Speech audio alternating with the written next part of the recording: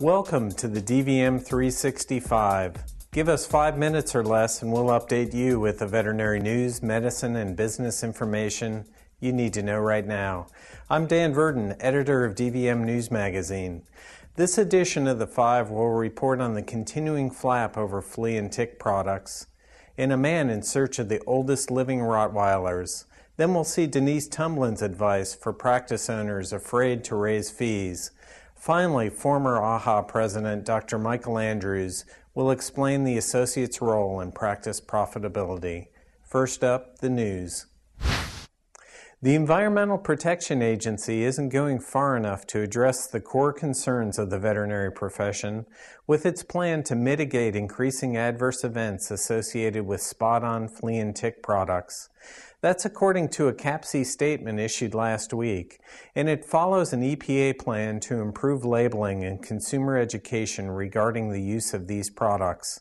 Dr. Mike Paul, Executive Director of CAPC, reports that EPA's plan should evaluate the severity and prevalence of the event. Any regulatory changes should weigh the benefits associated with topical parasite control products when used according to label directions. CAPC would also like to better understand compliance failures as it relates to the source of these products. In other words, were they purchased from veterinarians or retail outlets or over the internet? He called it the Gray Muzzle Tour, and this Purdue researcher found that old dogs can teach veterinarians new tricks about cancer and aging.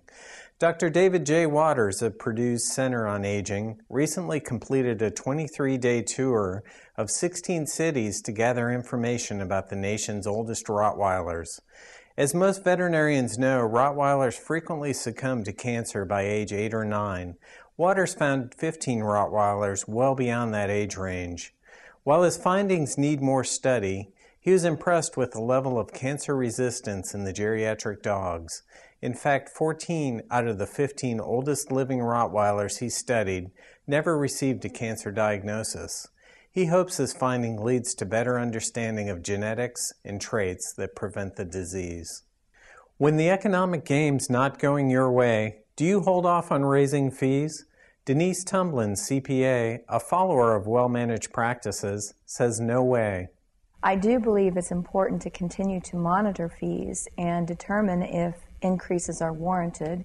It's very possible that you won't make any changes to the price-sensitive services like vaccines or elective procedures, but I do think for the value-based services, the doctor's time and knowledge services, that we should still pay attention to those. And then I think the last thing to really pay attention to when it comes to fees is continuing to look for opportunities to meet and or exceed the client's expectations. By that I mean just really be sure we've got that knock your socks off service. We're creating that wow factor, and that's what's going to keep clients coming back and willing to pay your fees because they're getting that quality and that level of service and that level of engagement from you that they're seeking. High-quality medical care is the life's blood of any practice, but it needs to generate enough revenue to keep the doors open, the team paid, and the owner on a road to financial stability. So where does the associate fit into practice profitability? Former AAHA President Dr. Michael Andrews explains that graduating students are more aware than ever of their role in practice finances.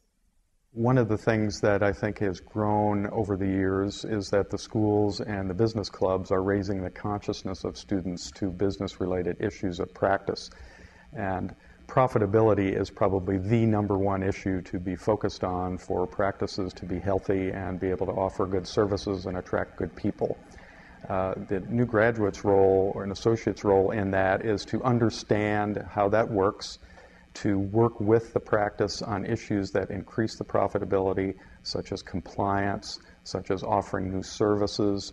So as they're doing their job, they can help focus on those issues. If the practice isn't doing a very good job of that, they may even offer to take on that role for the practice. I hope you've enjoyed this edition of The 5. If you have suggestions for future shows, email us at dvm360@advancedstar.com. And for the latest news, medicine, and business information, be sure to visit dvm360.com every day. The nation's oldest Rottweiler.